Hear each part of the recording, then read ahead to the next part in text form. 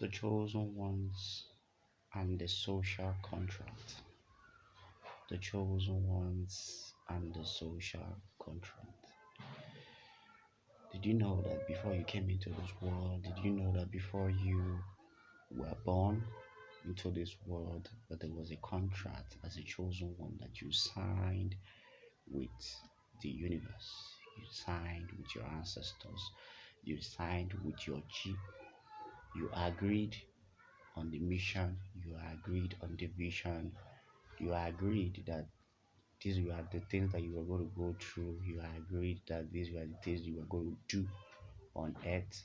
You agreed that you were going to achieve certain things, and you know there were things that you were going to sacrifice. There were things you were going to accept, and so on and so forth.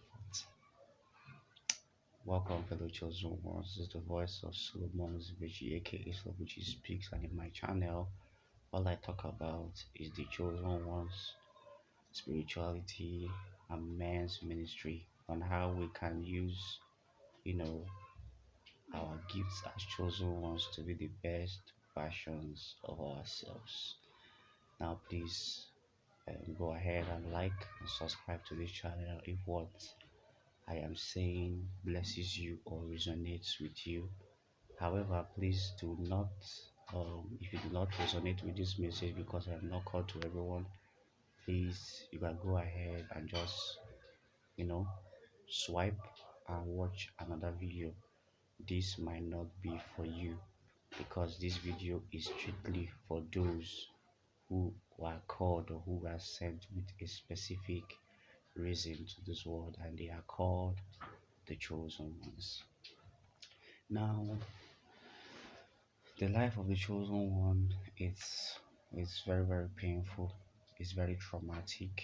You know, chosen ones go through abuse. Chosen ones go through traumas. Chosen ones go through pains. Chosen ones are abandoned. They are rejected. They are ignored. And so on and so forth. However, uh, um, these things happen to you because you are not ordinary. Are you with me? You were sent into this world for extraordinary events. There are things that you have been destined to do in this world. So, in essence, you are not sent into this world to live a normal kind of life. Now, there are two categories of people. Number one is the normal people who came into this world to live a normal life, to come, make money, enjoy their life, date, marry, have children, die, and move on. And the second category are the people who are the chosen ones. These are people who they were sent into this world. They had contracts. Are you with me? These are people who break generational curses. These are people who heal family ties. These are people who bring peace to the family. These are people who break generational curses, who start new foundation, correct traumas in the family, and so on and so forth. And I must tell you, chosen ones are mostly few. Okay, there are few, about 144,000 of them in the world. So chosen ones are meant to be appreciated because the life they go through, their sacrifices and all, they really live their life most times to service. They live their life to make the world a better place. They live their life to make, their families, the society, the world at large. They were sent into this world as sacrificial lambs. Remember the Messiah Jesus Christ. He wasn't sent into the world to come and enjoy. He wasn't sent into the world to come and have fun, make money, get married, and have children. Jesus Christ of Nazareth is a perfect example of a chosen one. He had a contract, and that contract was that he was going to come into the world to die for the sins of the world, thereby connecting man back to the Father, breaking the chains of death, and therefore, you know, saving us from the power of sin and death, reconciliation. That was what Jesus, the Messiah, came to do. And he is the greatest chosen one that ever lived. And he gives us a blueprint on how we can also discover ourselves as chosen ones to also what live the best lives that we can live here. Now, let's talk about the social contract. As a chosen one, you had a deal. You there were certain agreements you made in the spirit realm. You made with your ancestors, you made with the universe, you made with your chi, or you made with divinity, which is God, whichever one you believe in. We are all talking about the same in spirituality. We're referring to the same God. Are you with me? So you had an agreement that this was the family you are going to come through with into the world. This were going to be your parents. This was the kind of family you were going to find yourself in. This was what you were coming into that family to do.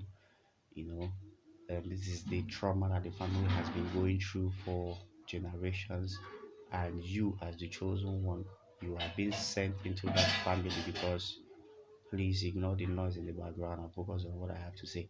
So you are being sent into this family, because you are sent there to be a corrector. You are there to change patterns. You are there to, you know, like you are there to restore things. You are there to make things better than they used to be.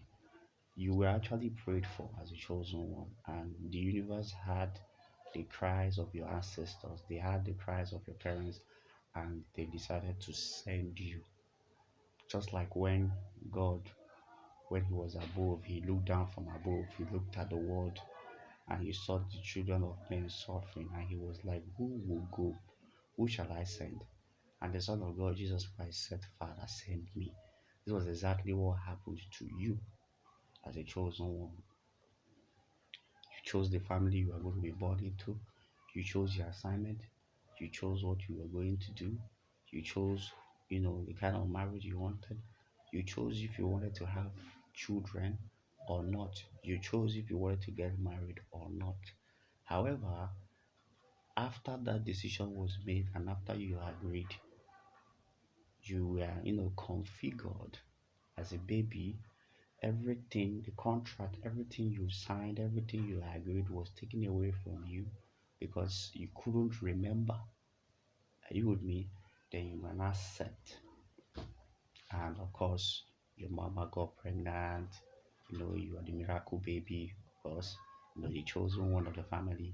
You found yourself, you came in, and your life, you came into the world and you were unique. You became the black sheep of the family. You were different from the way other people were reasoning, the way they thought, the way they reasoned, the way they walked. You were different, you were the smartest. You it just seemed as if everything about you was just different from other family members of yours. Then you became the black sheep of the family. You went through rejection from family members. You know why? Because you were thinking differently. Your path wasn't the same. Maybe your mother hated you, your father hated you, or maybe you even lost your parents. You know, all these things were the contract you signed from divinity. Then, with time, as you started undergoing life and spiritual awakening, because when you made that deal, you were sent into this world as a baby, so you had to forget, you couldn't remember because you had to grow as a child.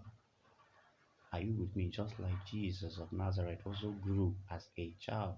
He had the opportunity to come into this world as a full grown man, but God sent him in a way that He sent him as a baby. So he grew in the midst of men, and he also died in their midst because that was his contract. So as you grow, as a child, you begin to go through life, you begin to learn, you become a teenager, you become an adult, you begin to search. That's those things that you agreed, those that contract you made, or those things that agreement you made will now start coming for you. That's why all of a sudden it seems as if you have a strong burden, like to discover your purpose, to help people, to make the world a better place, to make money, to end the suffering in your family, to be the light in your generation. All those things you are trying to remember the agreement you made with divinity before you were sent into the world to manifest.